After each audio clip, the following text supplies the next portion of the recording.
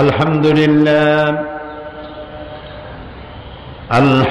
لله نحمده ونستعينه ونستغفره ونعوذ بالله من شرور أنفسنا ومن سيئات أعمالنا من يهد الله فلا مضل له ومن يضلل فلا هادي له ونشهد أن لا إله إلا الله وحده لا شريك له ونشهد أن سيدنا حبيبنا ومولانا محمدا عبده ورسوله الذي أرسله بالحق بشيرا ونذيرا وداعيا إلى الله بإذنه وسراجا চট্টগ্রাম ইসলামী সমাজ কল্যাণ পরিষদ কর্তৃক আয়োজিত 5 দিন ব্যাপী ঐতিহাসিক তাফসীরুল কোরআন মাহফিলের 26তম বার্ষিকী উপলক্ষে আয়োজিত 27তম 27 বছর 26 বছর পার হয়েছে 27তম বাৎসরিক মাহফিলের আজকের এই উদ্বোধনী দিবসে সম্মানিত সভাপতি হযরতুল আল্লাম মৌলানা শামসুদ্দিন সাহেব মাদ্দাজিল্লাহুল আলী এই মাহফিলের উদ্বোধক রৌনক বখশ মেহমান আজিম বাইতুল শরফের হযরত পীর সাহেব কেবলা হযরত মৌলানা শাহ কুতুবউদ্দিন সাহেব দামাত বরকাতুহুল আলিয়া হযরত উলামায়ে কেরাম বাংলাদেশের বিভিন্ন প্রান্ত থেকে পার্শ্ববর্তী দেশ থেকে আগত সম্মানিত ভাইয়েরা, পর্দার আড়ালের মা এবং বোনেরা, সুপ্রিয় সাংবাদিক বৃন্দ, আসসালামু আলাইকুম ওয়া রাহমাতুল্লাহি ওয়া বারাকাতুহু। আমরা মহান আল্লাহ রব্বুল ইজ্জত ওয়াল জালাল তার দরবারে শুকরগুজার হচ্ছি, যিনি প্রতি বছরের মতো এবারেও আমাদেরকে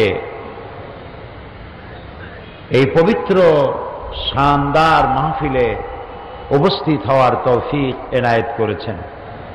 মুনিবের দরবারে নত শিরে শুকরগুজার হচ্ছি, পড়ছি আলহামদুলিল্লাহ। রব্বানা লাকাল হামদ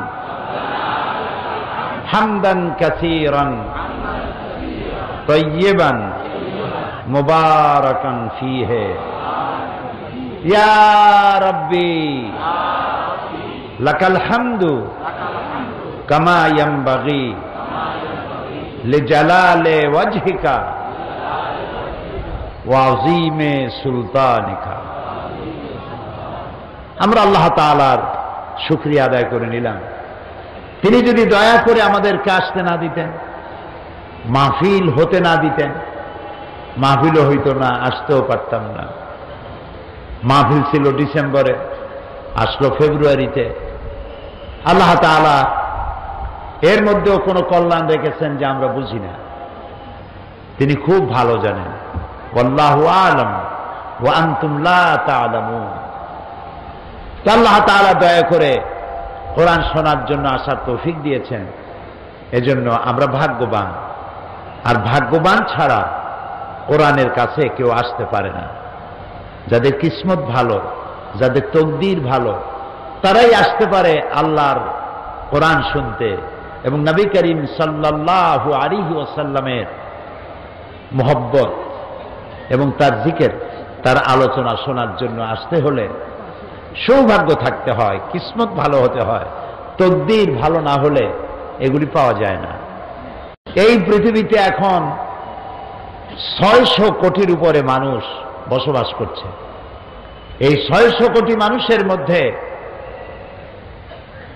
মাত্র 150 কোটি মানুষ ঈমান আনতে সক্ষম হয়েছে, আলহামদুলিল্লাহ। তো হেদায়েতের মালিক এবং কোরআন বুঝতে পারা, আমল করতে পারা, কোরআন অনুযায়ী চলতে পারা, এটি আল্লাহ তাআলা যাদের কিসমতে রেখেছে তাদের পক্ষেই সম্ভব, আর যাদের কপালে নাই তাদের পক্ষে সম্ভব নয়। এজন্য আমরা দেখেছি নবী করিম সাল্লাল্লাহু আলাইহি ওয়াসাল্লামের ঘরের কাছে আবু জাহল, উতবা, শাইবা, মুগীরা, একদম নবী করিম সাল্লাল্লাহু আলাইহি ওয়াসাল্লামের শৈশব, কৈশোর, যৌবন, নবুয়ত প্রাপ্তি পর্যন্ত চোখে দেখল, কিন্তু কপালে ঈমান হলো না, ইসলাম হলো না।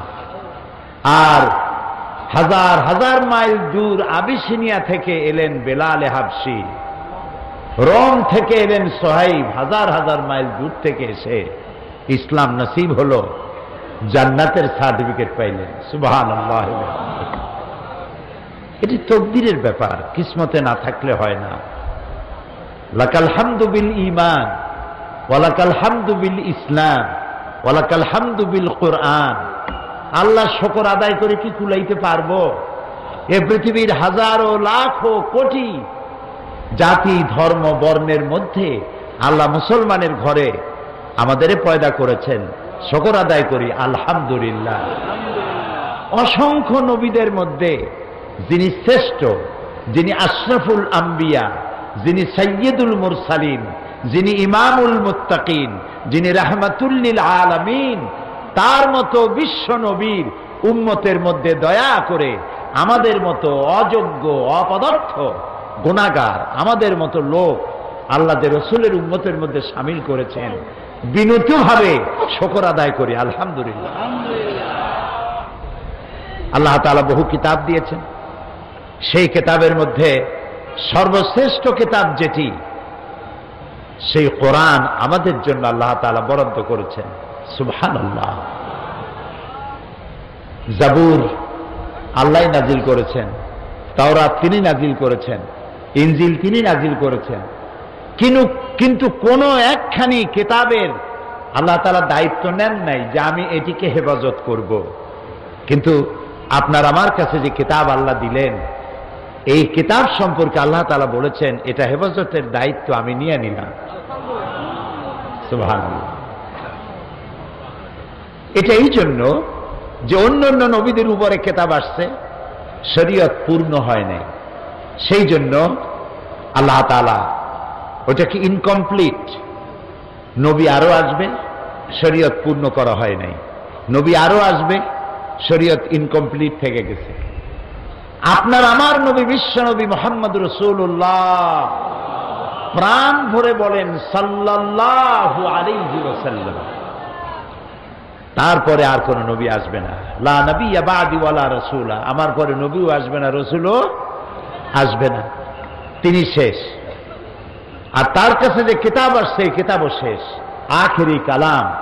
এরপরে আল্লাহর পক্ষ থেকে একটা শব্দ বিশ্ববাসীর জন্য আসবে না।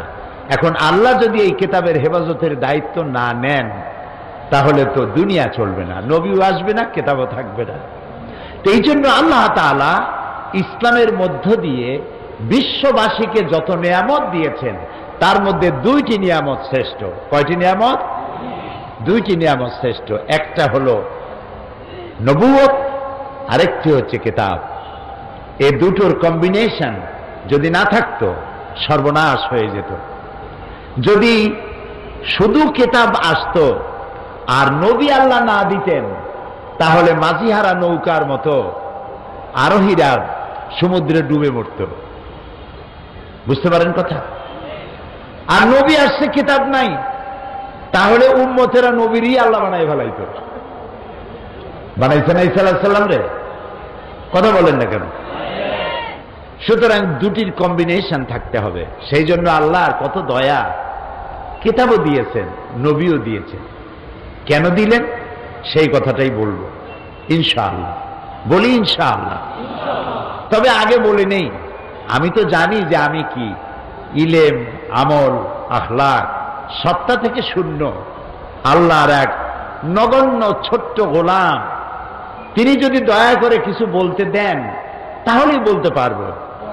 মনিবের কাছে দরখাস্ত পেশ করি, মনিব, আমার অযোগ্যতার কারণে মানুষ যেন মাহরুম না হয়, মানুষ যেন কোরআন বুঝতে পারে, সেরকমের কথা কিছু বলার তৌফিক আর সে আজিম থেকে তুমি দয়া করে গোলামকে দিও।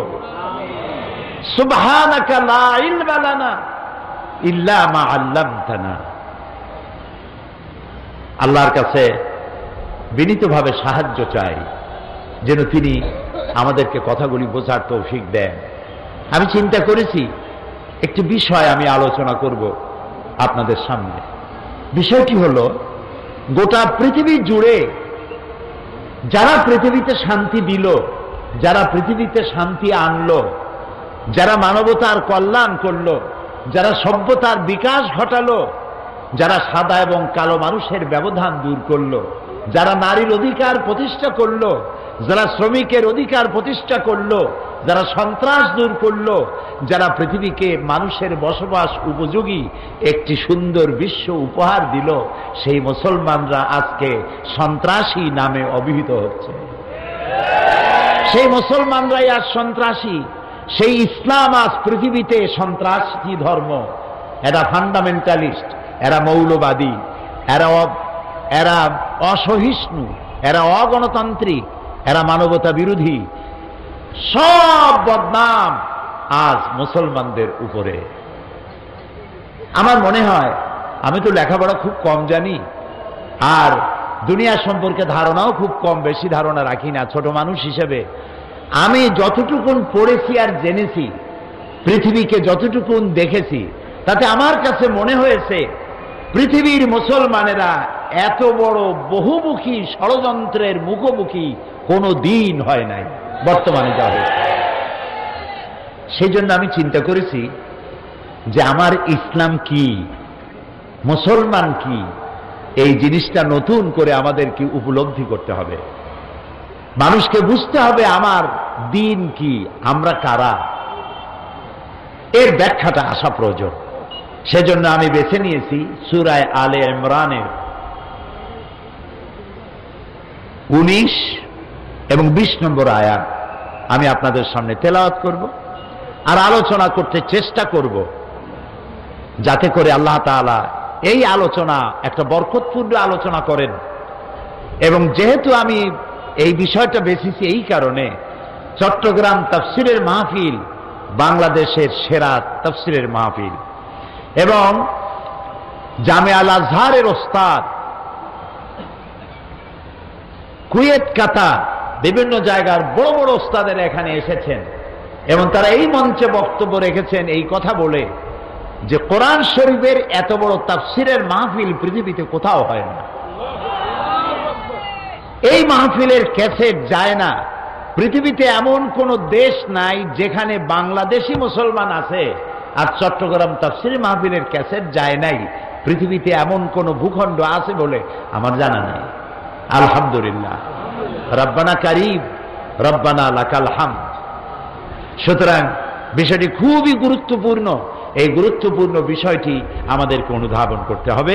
শুরুতে আমরা শয়তানের ওয়াসওয়াসা থেকে আরেকবার পানাহ চেয়ে নিয়ে তারপরে আমরা আলোচনায় প্রবেশ করি। পড়েন আমার সাথে, আউযু বিল্লাহি মিনাশ শাইতানির রাজীম, বিসমিল্লাহির রাহমানির রাহিম। বিতাড়িত মরদুদ শয়তানের ওয়াসওয়াসা থেকে মহান আল্লাহর কাছে পানাহ চাই। পরম করুণাময় আল্লাহ রাব্বুল আলামিনের নামে শুরু করছি। ইন্নাদ-দীনা ইনদাল্লাহিল ইসলাম ওয়া মাখতালাফাল্লাযীনা উতুল কিতাবা ইল্লা মিন বা'দি মা জাআহুমুল ইলমু বাগিয়াম বাইনাহুম ওয়া মান ইয়াকফুর বিআয়াতিল্লাহি فإن الله سريع الحساب فإن حاجوك فقل أسلمت وجهي لله ومن اتبعني وقل الذين أوتوا الكتاب والأميين أأسلمتم فإن أسلموا فقد اهتدوا وإن تولوا فإنما عليك البلاغ والله بصير بالعباد صدق الله العظيم قرآن سبحان الله سبحان الله গোটা পৃথিবীর মানুষের জন্য এর থেকে শ্রেষ্ঠ নিয়ামত আর নাই। আলহামদুলিল্লাহ বলবেন না? শুধু একখানা কিতাব আর নবী করিম সাল্লাল্লাহু আলাইহি সাল্লামের অনুপম চরিত্র মাধুর্য, তার সুন্নাহ, এই দুটি জিনিস দিয়েই একটি সুন্দর পৃথিবী তিনি উপহার দিয়েছিলেন। কোরআন নাজিলের মূল লক্ষ্য সম্পর্কে আল্লাহ তাআলা বলছেন, আলিফ লাম রা কিতাবুন আনজালনাহু ইলাইকা লিতুখরিজান নাসা মিনাজ যুলুমাতি ইলান নূর। আলিফ লাম রা কিতাবুন আনজালনাহু ইলাইকা, হে রাসূল আমি আপনার উপর একখানা কিতাব অবতীর্ণ করেছি এই জন্য লিতুখরিজান নাসা মিনাজ যুলুমাতি ইলান নূর, যাতে করে মানব গোষ্ঠীকে আপনি অন্ধকার সমূহ থেকে আলোর মধ্যে আনতে পারেন। এই জন্য একখানা কিতাব আপনাকে দান করেছি। নবী করিম সাল্লাল্লাহু আলাইহি সাল্লাম এই কিতাবের বরকতে, এই কিতাবখানা দিয়েই, একটা কিতাব দিয়ে একটা বিপ্লব হয়েছে, একখানা কিতাব দিয়ে একটি রাষ্ট্রীয়, একটি সমাজ বিপ্লব হয়েছে। মানুষের মধ্যে আমূল পরিবর্তন এসেছে একখানা কিতাবের মধ্য দিয়ে। এই জন্য কবি বলেছেন, উতর কর গারহেরা সে সুয়ে কওম আয়া, উতর কর গারহেরা সে সুয়ে কওম আয়া और एक नुस्खे किमिया सतलाया। হেরা পাহাড় থেকে নবী করিম সাল্লাল্লাহু আলাইহি সাল্লাম নেমে এলেন, সাথে করে আনলেন পরশ পাথর। কি আনলেন? এই পরশ পাথর। লোহা লাগলো, লোহাগুলা সোনা হইল। পাথর লাগলো, পাথরগুলো ডায়মন্ড হয়ে গেল। যারা চোর ছিল, ডাকাত ছিল, জেনাকার ছিল, বদমাশ ছিল, কি বিশাল পরিবর্তন এসে গেল তাদের মধ্যে। এই পরিবর্তন আসলো কোরআন দিয়ে। আল্লাহ তাআলা মানুষ সৃষ্টি করেছেন, আর মানুষের চলার পথের জন্য দিশা দেওয়ার দায়িত্ব হচ্ছে আল্লাহ তাআলা।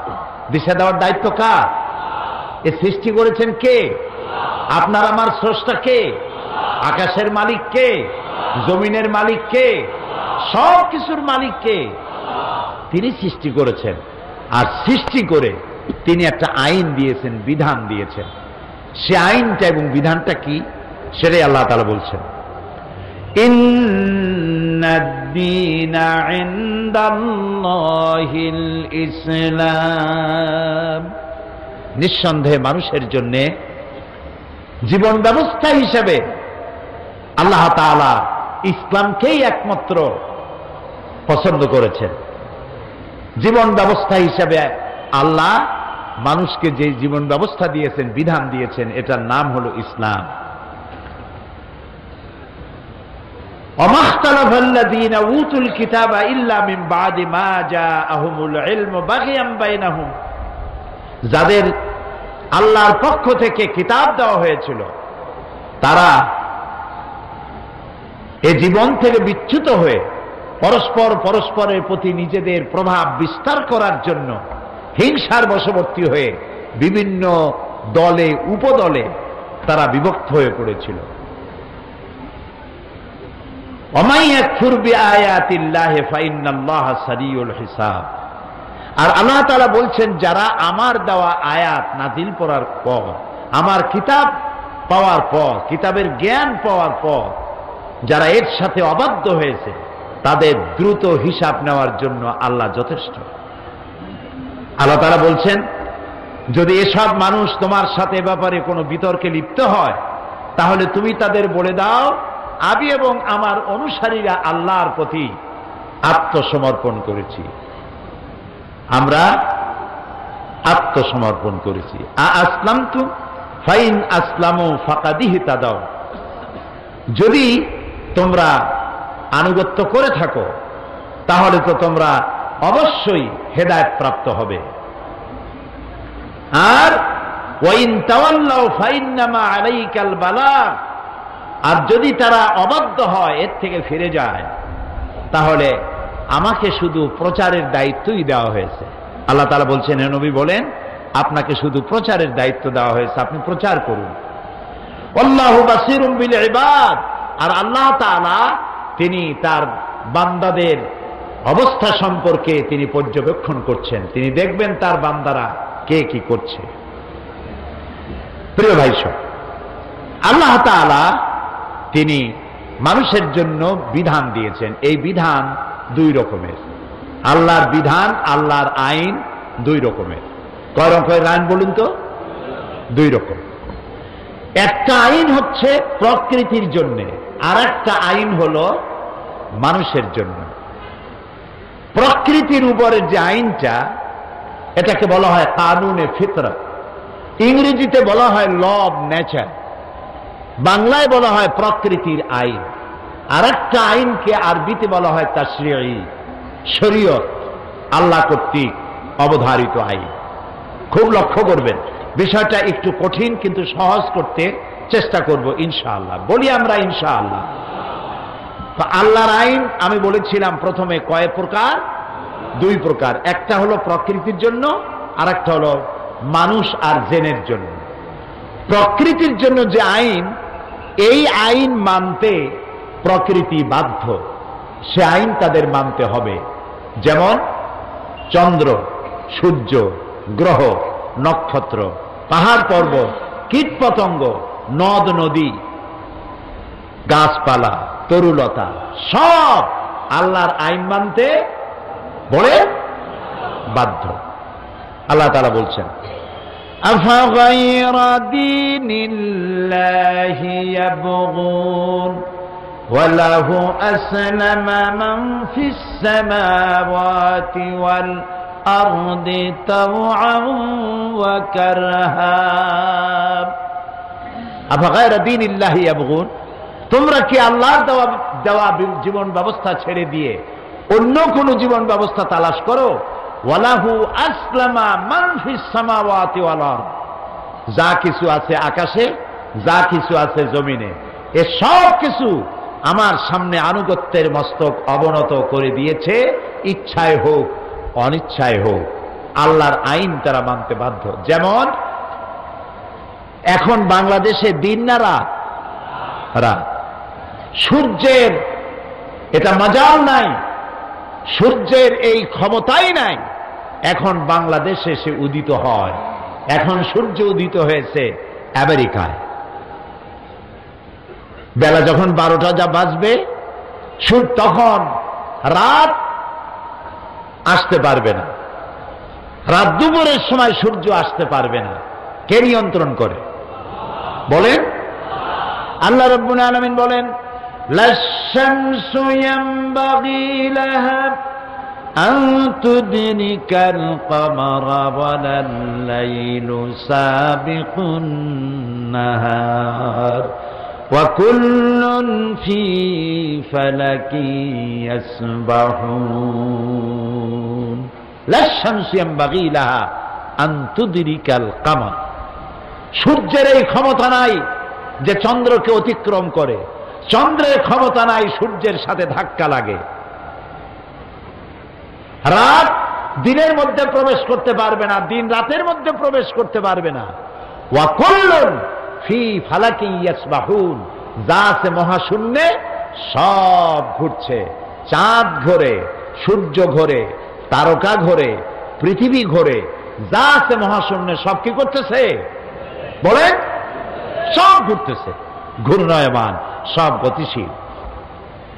কারো সাথে কারো সংঘর্ষ হয় না। এই যে সংঘর্ষ হয় না, এখানে কার আইন কার্যকর? আমাদের দেশে এই যে চট্টগ্রাম বাণিজ্যিক রাজধানী, কমার্শিয়াল ক্যাপিটাল, এই কমার্শিয়াল ক্যাপিটালকে, এই বাণিজ্যিক রাজধানীকে নিয়ন্ত্রণ করার জন্য ট্রাফিক আইন আছে। এখানে গাড়ি ঘোড়া সব চলাফেরা করছে, এটাকে নিয়ন্ত্রণ করার জন্য ট্রাফিক ল আছে, এটার জন্য সিগন্যাল লাইট আছে, এটার জন্য ট্রাফিক পুলিশ আছে। এত সত্ত্বেও অ্যাক্সিডেন্ট হচ্ছে নাকি চট্টগ্রামে হয় না? ঢাকায়, সিলেটে, সারা বাংলাদেশ, সারা পৃথিবী অ্যাক্সিডেন্ট হচ্ছে। তাহলে এত কিছু ব্যবস্থাপনা থাকতেও অ্যাক্সিডেন্ট হয়। এবার আকাশের দিকে তাকান তো, ওখানে কোনো ট্রাফিক পুলিশ আছে? সিগন্যাল লাইট আছে? অ্যাক্সিডেন্ট হয় কেন হয় না? আল্লাহর আইন মানতেছে। সুবহানাল্লাহ বলবেন না? আল্লাহর আইন মানতেছে। এই যে আমাদের দেশের পদ্মা, ব্রহ্মপুত্র, শীতলক্ষা, সুরমা, কুশিয়ারা নদী, এই নদীর পানিগুলি কি নোনা না মিষ্টি? মিষ্টি পানি, আন্দাজে কয় নোনা। আচ্ছা, এই মিষ্টি পানিগুলি জোয়ারের টানে বঙ্গোপসাগরে যায়, বঙ্গোপসাগরের পানি নোনা না মিষ্টি? নোনা। আবার ভাটির টানে মিষ্টি পানিগুলো গেল সাগরে, সাগরের নোনা পানি জোয়ারের টানে মিষ্টি পানির এলাকার মধ্যে গিয়া ঢুকলো। কিন্তু নোনা পানি মিষ্টি এলাকায় ঢুকিয়া মিষ্টি এলাকা নোনা বানাইতে পারে? আবার মিষ্টি পানি সমুদ্রে আসিয়া সমুদ্রের মিষ্টি বানাইতে পারে? কার আইন মানে পানি? আল্লাহ রাব্বুল আলামিন বলেন, মারাজাল বাহরাইনি ইয়ালতাকিয়ান বাইনাহুমা বারযাখুন লা ইয়াবগিয়ান। একই সমান্তরালে সমুদ্রের পানি প্রবাহিত হচ্ছে, দরিয়ার পানি প্রবাহিত হচ্ছে, মাঝখানে কোনো পার্টিশন নাই, হিজাব নাই, পর্দা নাই।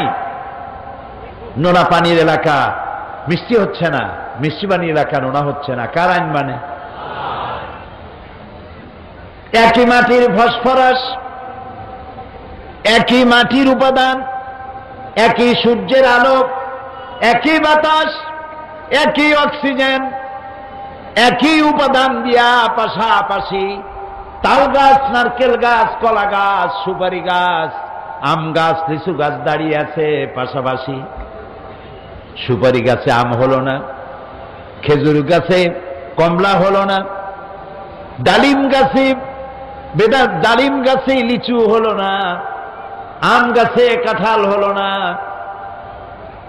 যার যার জায়গায় দাঁড়াইয়া বিভিন্ন রকমের গাছে বিভিন্ন রকমের স্বাদের ফল হলো। সুপারি গাছ, খেজুর গাছ পাশাপাশি। খেজুর গাছ মাথা কাটলে রস বেরোয়, মিষ্টি রস। খেজুর গাছের মাথা কাটলে মিষ্টি তো ভালো কোনো রসই বাইর হয় না, ঠিক কিনা? কার আইন মানে?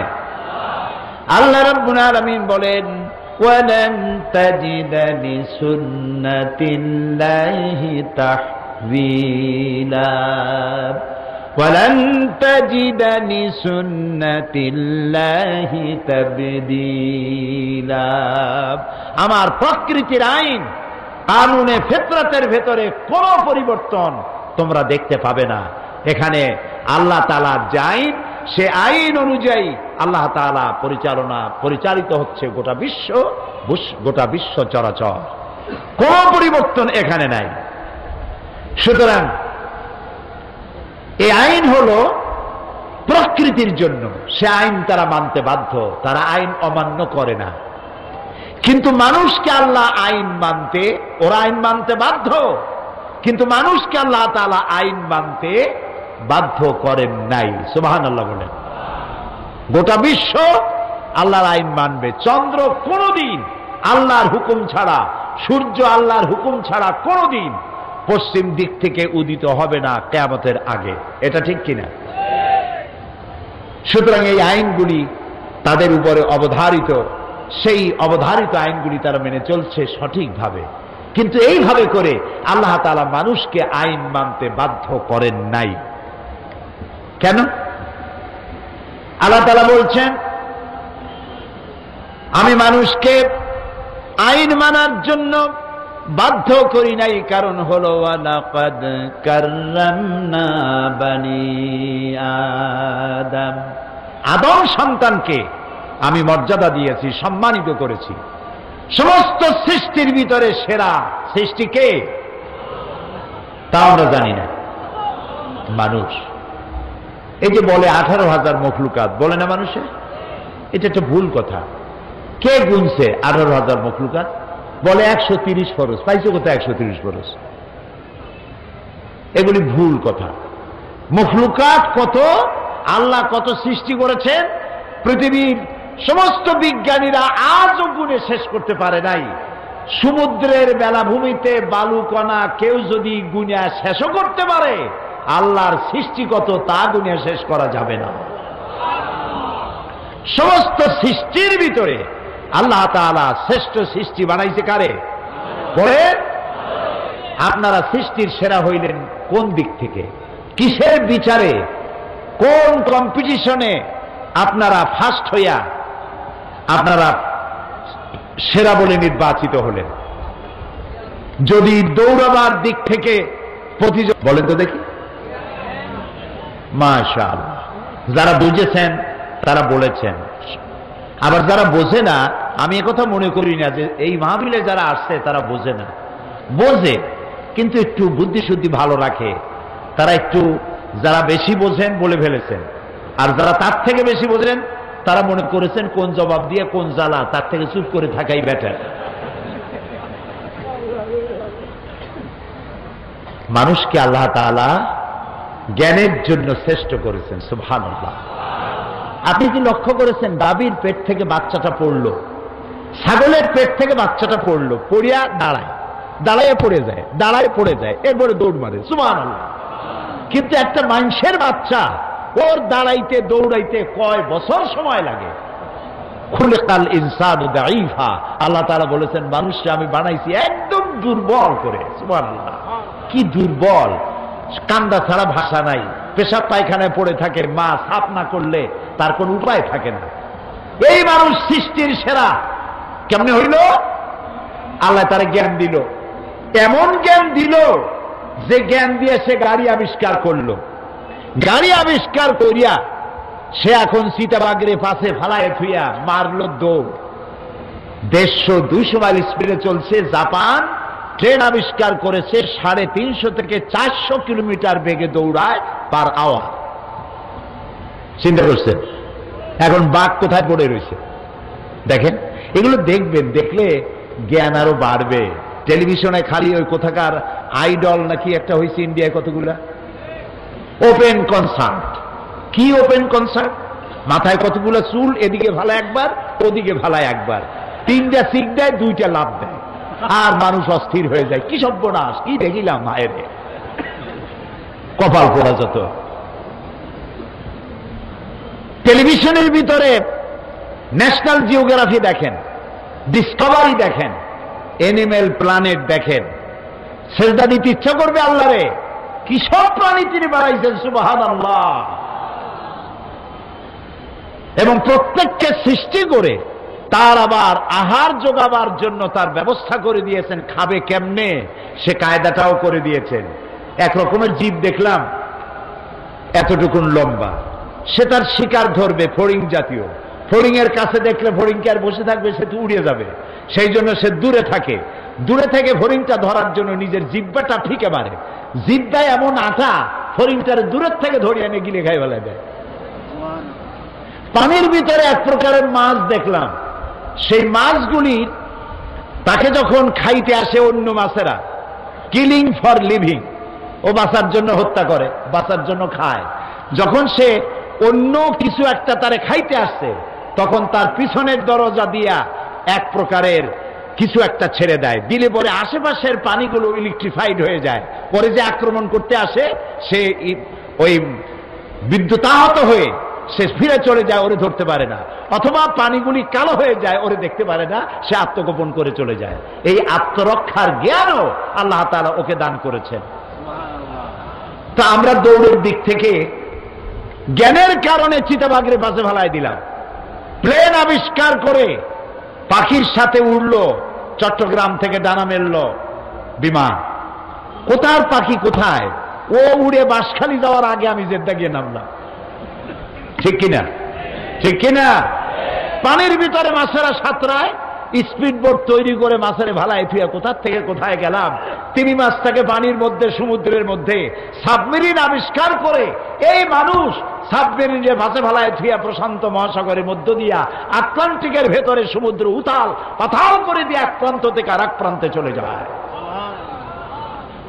যে সাপের দংশন খেলে মানুষ মারা যায়, সেই সাপের গর্তের মধ্য থেকে টেনে বের করে, এই যে ফনা ধরে যে সাপ, চট্টগ্রামে কি কয়, ঠোক মারলেই মরে মানুষ, ওইটা কি কয়? হ্যাঁ, গৌরব।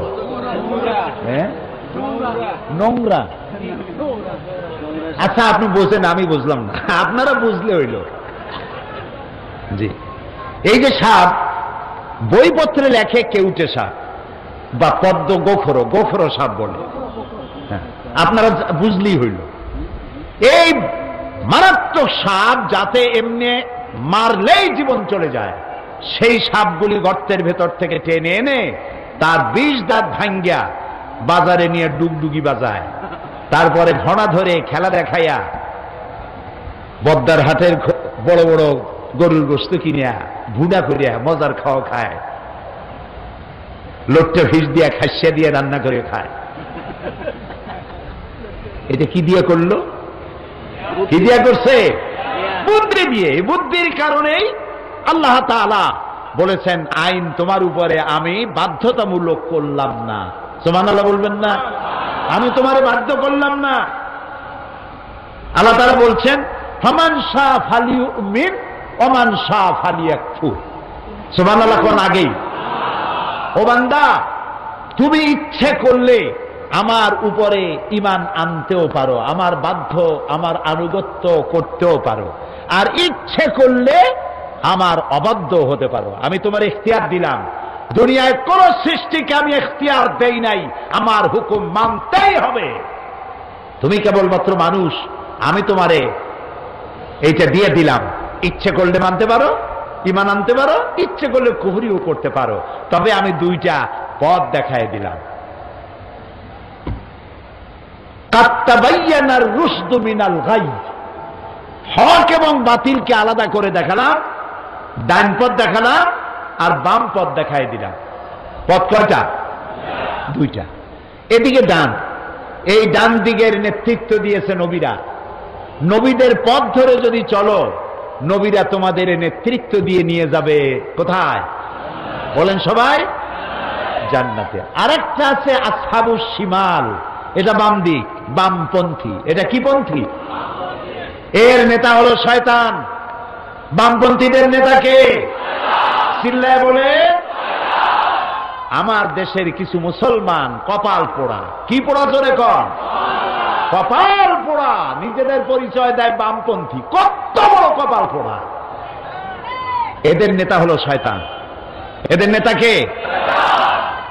শয়তান। সব পৃথিবীর বামপন্থীদের দিয়ে নেতৃত্ব দিয়ে নিয়ে যাবে কোথায়? জাহান্নামে। আল্লাহ তাআলা দুটি রাস্তা দেখালেন, একটা ডান আর একটা বাম। তোমার জ্ঞান দিছি, এখন এই জ্ঞান দিয়ে তুমি অগ্রসর হও, কোন দিকে যাবা। আর এই যে তোমার স্বাধীনতা দিলাম, দিলাম এই জন্য যেহেতু আমি তোমাকে সম্মানিত করেছি। তোমার যে আমি বানালাম, এত সুন্দর করে তো আমি কেউরে বানাই নাই। সুবহানাল্লাহ বলবেন না? আল্লাহ রাব্বুল আলামিন বলেন, লাকাদ খালাকনাল ইনসানা ফি আহসানি তাকওয়িম। সব থেকে সুন্দর করে বানিয়েছি আমি মানুষগুলিকে। আহারে, এই মানুষ দেখতে কত সুন্দর, সুবহানাল্লাহ বলবেন না? এই যে দুটো চোখ আল্লাহ দান করলেন, উপরেও হাড্ডি নিচেও হাড্ডি। একটু চিন্তা করেন তো, চোখ দুইটা যদি দুই হাড়ের মাঝখানে না হইয়া কুমিরের মতো, চোখ দুইটা যদি হইতো কপালের সামনে, ফুটবল খেলতে গিয়া হেড করতে গেলে দুইটা চোখই ডিমের মতো পোষ হয়ে যেত। আচার খাইতে চোখ দুটার কাম সারা। আল্লাহ কি সুন্দর জায়গায় হেফাজত করে রাখছেন দুইটা চোখ। সুবহানাল্লাহ। আপনি কথা বলবেন, যদি ঠোঁট দুটা না থাকতো তাহলে চিন্তা করেন তো মুখের দশাটা হয়তো কি। ঠোঁট নাই, একটু সব বুঝে চিন্তা করেন মুখের দশা কি। দুইটা ঠোঁট দিয়া মুখের সৌন্দর্য বাড়ালেন, তারপরে আপনি আওয়াজ করবেন, মুখের মধ্যে দিয়ে ভাষা হয়ে বাইর হবে। সুবহানাল্লাহ। শুধু একটা জিহ্বা, একটা টেস্ট মেশিন মুখের মধ্যে আল্লাহ দিলেন, এবং এই জিহ্বাটায় কত জাতের স্বাদ আল্লাহ দান করলেন। সুবহানাল্লাহ।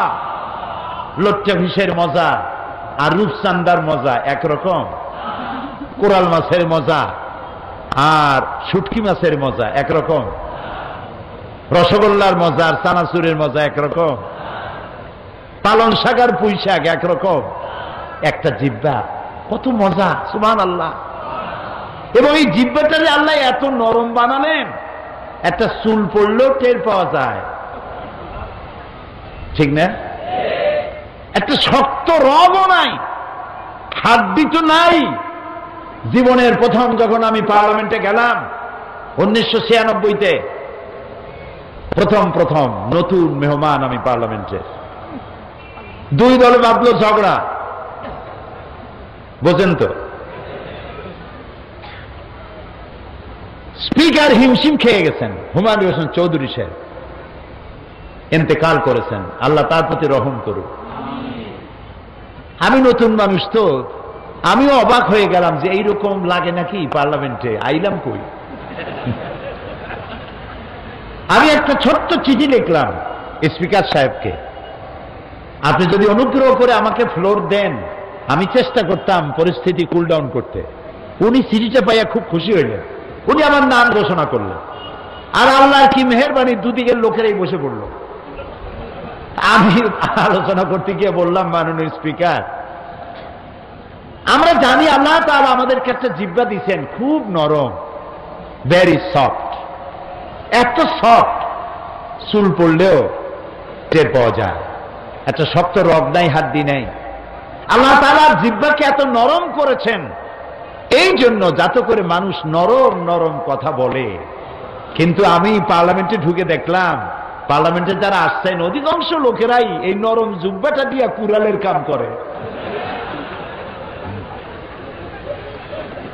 আহারে, আল্লাহ মানুষের জিহ্বা দিচ্ছেন, নরম কথা কও, সুন্দর সুন্দর কথা কও।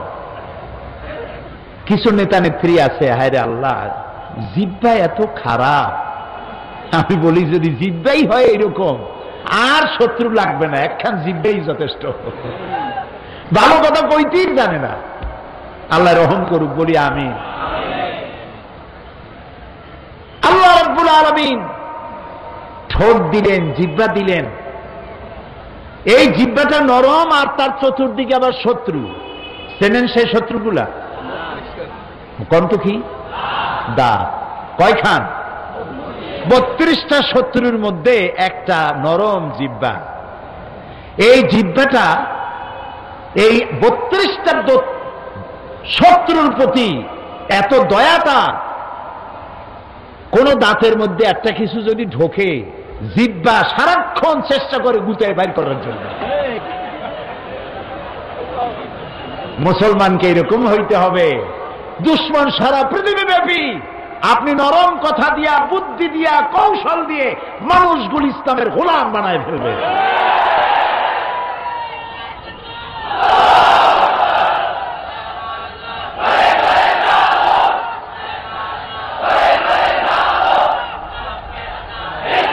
নবী করিম সাল্লাল্লাহু আলাইহি ওয়াসাল্লাম তিনি তাই করেছেন, তিনি তাই করেছেন।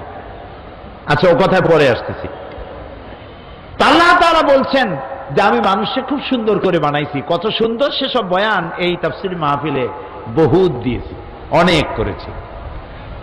শুধু স্মরণের জন্য বলি, এত সুন্দর করে আল্লাহ কিচ্ছু বানান নাই। সুবহানাল্লাহ বলেন। লাকাদ খালাকনাল ইনসানা ফি আহসানি তাকওয়িম। কান দুটারে আল্লাহ অনেক লম্বা করে দিতে পারতেন, গাধার মতো। কান দুটাও যা যা দরকার সব দিয়েছেন, তবে সৌন্দর্য সহকারে দিয়েছেন। সুবহানাল্লাহ বলবেন না? আল্লাহু আকবার, আল্লাহু আকবার, রব্বানা কারীম। হাতটা দিয়েছেন, আবার আঙ্গুলগুলোর মধ্যে কবজা দিয়েছেন। এই আঙ্গুলের মাথা থেকে বাহু পর্যন্ত 6টা জোড়া আছে। কয়টা জোড়া? একটাও যদি জোড়া না থাকতো, এটা হয়তো লাঠি, হাত হইতো না, এতে ভাত খাওয়া যেত না। এখানে যদি জোড়া না থাকতো, কেনুতে ভাত কি মুখে দিতে পারতেন? পারতেন না। তাহলে খাবেন কেমনে? 2 হাতের মাথায় 2 জন বসবেন, একা খাইতে পারবেনই না, 2 জন লাগবেই।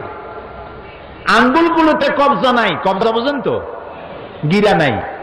আঙ্গুল গিরা যদি একটাও না থাকে, তাহলে তো হাত হবে না, হবে কাঁটা চামচ। খাবারের জন্য 2 জনের 2 হাতের মাথায় এক একজন বসে একজন আর একজনকে খাওয়াবে, তাও মুখে দিতে গিয়ে হয়তো গলায় গিয়ে গুঁতো লাগবে। আল্লাহ তাআলা বলছেন, একটু লক্ষ্য করো তো, কি সুন্দর করে বানাইছি তোমারে। তোমার পাও দুটো দেখো, তোমার চোখ দেখো, ঘাট দেখো, মাথা দেখো, ব্রেন দেখো, শরীরের দিকে তাকাও, কি সুন্দর করে বানালাম। এই যে সুন্দর মানুষ, সুম্মা রাদাদনাহু আসফালা সাফিলিন, এই মানুষ নিচে নামতে নামতে এত নিচে নামে, শয়তান অবাক হয়ে যায় আর ভাবে, এদ্দুর নামলো কি করে? এ তো আমার থেকেও বড় শয়তান। দেখছেন নামছে কদ্দুর। আজ আমাদেরকে যারা গণতন্ত্র শিখাইতে আসে না কিছু, এই যে শীত মৌসুমের অতিথি পাখির মতো বিভিন্ন জায়গা থেকে আসে, আমাদেরকে গণতন্ত্র শিখাইতে আসে, আমাদেরকে সন্ত্রাস বিরোধী আন্দোলন শিখাইতে আসেন, আমাদেরকে উপদেশ দিতে আসেন, মানবতা, মানবাধিকার শিখাতে আসেন। সুম্মা রাদাদনাহু আসফালা সাফিলিন। তোমরা কদ্দুর নামছো? তোমরা কি চিন্তা করেছো? তোমরা কি করেছো? তোমরা আমাদেরকে গণতন্ত্র, আমাদেরকে মানবাধিকার শিখাও। ইরাকের আল গরিব কয়েদখানায় তোমরা কি করেছ? তা কি পৃথিবীর কোন মানুষে করে? আমি তো ভাষা দিয়ে বলতে পারবো না। ভাষা দিয়ে আমার কাছে ওই ভাষা নাই যে ভাষা দিয়া আল গরিব কয়েদখানায় ইরাকে তারা যা করেছে, আমি ভাষা দিয়া বুঝাইতে পারবো না। মুসলমানগুলি উলঙ্গ করে কুত্তার বেল্ট মুসলমানের গলায় পরাইয়া রাস্তায় রাস্তায় টেনেছে, মুখের মধ্যে পেশাব করেছে। গুয়ান্তানামো বে, ইরাকের বন্দি শিবিরে, ইরাকে আপনার গুয়ান্তানামো বেতে, সেই কয়েকখানার মধ্যে বন্দি শিবিরে মুসলমানদের হাত পা বান্ধিয়া কোরআন শরীফের উপরে পেশাব করেছে। তোমরাও মানুষ, তোমরাও মানুষ। আমাদেরকে শিখাইতে আইসো না। আমাদের কপাল খারাপ হয়ে গেছে, এটা ঠিক। ইসলাম বুঝি নেই, সেই জন্য আমি ইসলামের সাবজেক্টটা নিছি। আল্লাহ যদি তৌফিক দেন, বুঝাইতে চেষ্টা করব ইসলাম কি। ইসলাম শুধু নামাজ নয়, ইসলাম শুধু রোজা নয়, ইসলাম শুধু হজ যাকাত নয়। ইসলাম কি সে জিনিসটা আমাদের বুঝতে হবে। আমরা কারা, আমাদের ইতিহাস জানতে হবে। আমরা পৃথিবীর সেরা মানুষ, আমাদের থেকে শ্রেষ্ঠ জাতি আকাশের নিচে জমিনের উপরে আর নাই। সে কথাটি বুঝতে হবে। প্রিয় ভাই সব, আল্লাহর কথা কত সুন্দর। সুম্মা রাদাদনাহু আসফালা সাফিলিন, এই শ্রেষ্ঠ মানুষ নিচে নামতে নামতে কদ্দুর নামলো। একটু লজ্জার কথা হলেও বলি, যৌন চাহিদা মিটাবার জন্য কোন পুরুষ শূকর কোন আরেকটি পুরুষ শূকরকে ব্যবহার করে? একটা পুরুষ কুকুর আর একটা পুরুষ কুকুরকে ব্যবহার করে? যারা আমাদের সভ্যতা শিখাইতে আসে, আমি ঘৃণায় ওদের নাম বলবো না, আমি আমার অন্তরের সমস্ত ঘৃণা দিয়ে ধিক্কার জানাই যারা পাশ্চাত্য সভ্যতার নামে পৃথিবীতে আজকে অসভ্যতা করছে। ওরা ওদের পার্লামেন্টে পুরুষে পুরুষে বিবাহ জায়েজ করেছে, মেয়ে লোকে বিবাহ জায়েজ করেছে। ওরা বিশ্ব ভালোবাসা দিবস করতেছে। এই যে কত ফেব্রুয়ারি যেন, 14ই ফেব্রুয়ারি বিশ্ব ভালোবাসা দিবস। আমাদের শিখায় ভালোবাসা। আরে বেটা, আমাদের ভালোবাসা শিখাবি তোরা? পৃথিবীতে যদি জরিপ করা হয় তাহলে দেখা যাবে সব থেকে বেশি পাগল ওই দেশটিতে যে দেশের 2 অক্ষরের নামের ব্যক্তি দুনিয়ায় সন্ত্রাসী তৎপরতা চালায়। কারণ কি? কারণ হলো স্বামী স্ত্রীতে যদি মহব্বত না থাকে বাড়ি জাহান্নাম হয়। কি হয় বোঝেন না? যেই বাড়িতে স্বামী স্ত্রীতে মহব্বত নাই, আপনার বাড়িতে আপনি 1000 কোটি টাকার মালিক হন, গুলশানে আর বনানীতে বাড়ি থাকুক 40টা, কিন্তু স্ত্রীর সাথে মহব্বত নাই, আপনার বাড়ি আপনার জীবন জাহান্নামের জীবন।